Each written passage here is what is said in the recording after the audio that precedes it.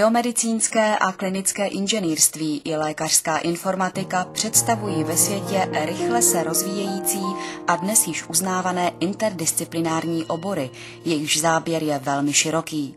V zásadě jde o aplikace technických principů v biologii a medicíně, počínaje návrhem, konstrukcí až po údržbu zdravotnických prostředků přístrojového charakteru.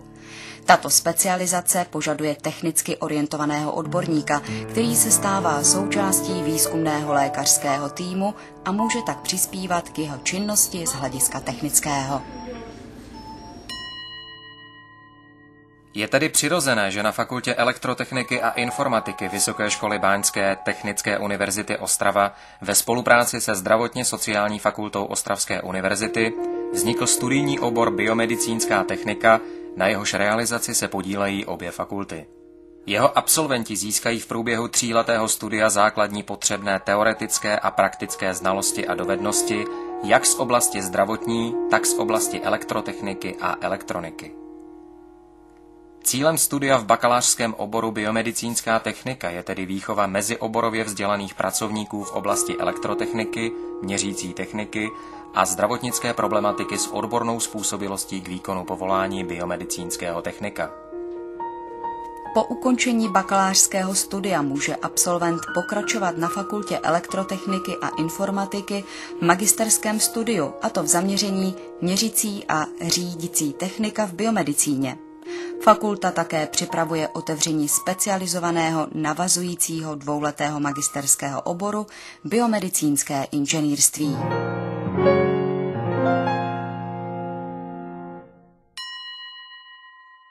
Absolvent oboru biomedicínská technika získá v průběhu studia základní teoretické znalosti a praktické dovednosti.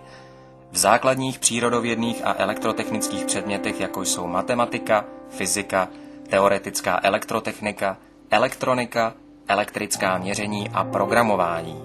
Dále ve specializovaných technických předmětech zabývajících se zpracováním signálů a obrazů a jejich aplikacemi v oblasti interpretace biosignálů a medicínských senzorů.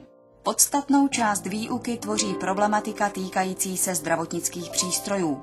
Zde se vyučují základy elektronických obvodů, diagnostické zdravotnické přístroje, terapeutické zdravotnické přístroje, laboratorní zdravotnické přístroje, komplexy zdravotnických přístrojů, klinické zobrazovací systémy a podobně.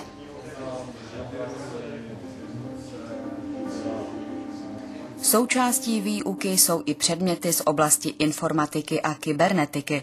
Zde patří například základy statistiky v medicíně, počítačová podpora diagnostiky, telemedicína, informační systémy ve zdravotnictví, úvod do teorie simulace a modelování. Mezi povinné předměty patří také latinský jazyk a terminologie a dále výuka jednoho z 5 nabízených cizích jazyků. V rámci kreditního systému studia musí studenti splňovat pro každý příslušný ročník předepsané